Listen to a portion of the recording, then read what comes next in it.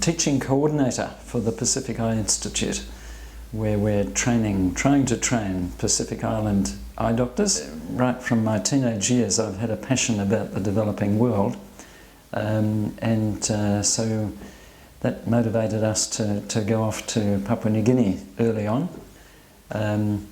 And after, when the children had grown up, we were challenged again to think about the developing world.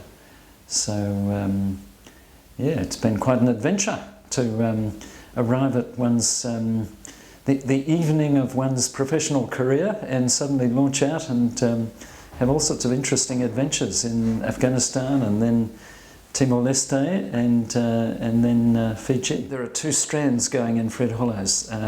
There's the one strand trying to do service work and do outreaches to other countries, and I know that pleases the people who contribute money to Fred Hollows New Zealand, because they hear about all those cataract operations being done.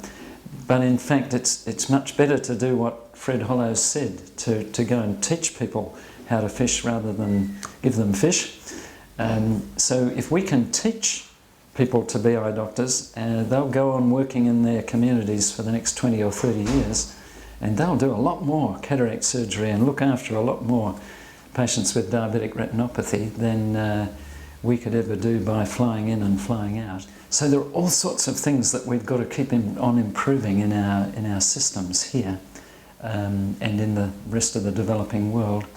And we need to keep working at that. We can't just give a few dollars and see a few cataracts being done. We actually have to work at making the infrastructure more self-reliant and more efficient. Bread and butter is cataract surgery, and we see the patients come in here with hand movements vision, count fingers vision only, and they have a cataract surgery, and a day later after the surgery they're seeing 6 on 12. They're reading the chart most of the way down. So cataract surgery is a great success story. I went to a place called Vikeke in Timor-Leste, and we were dealing with patients who had never been for a drive in a car.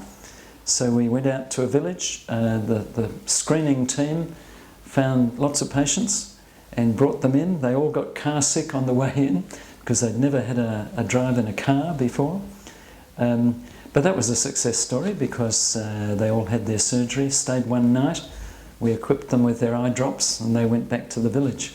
I tried to retire. When I got back from Afghanistan, I attempted to retire. I went back to my old practice and worked for a day and a half a week, and it took about 5 minutes and I was bored. So I jumped at the chance when Fred Hollows invited me to go to Timor-Leste and start doing surgery in a shipping container. So it's been one adventure after another. I'm very grateful to Fred. He's probably turning in his grave. But yeah, it's been a great adventure. Actually, I had some personal contact with Fred. I worked for him as a second-year resident.